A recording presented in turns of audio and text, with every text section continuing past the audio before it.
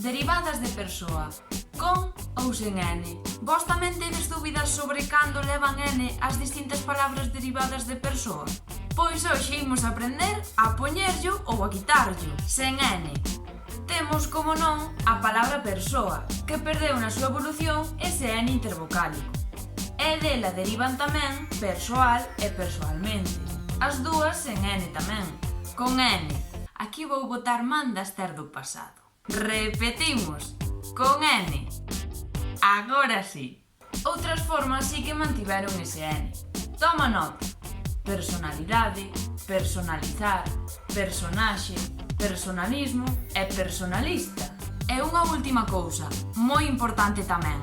Non é correcto nin persoarse nin personarse.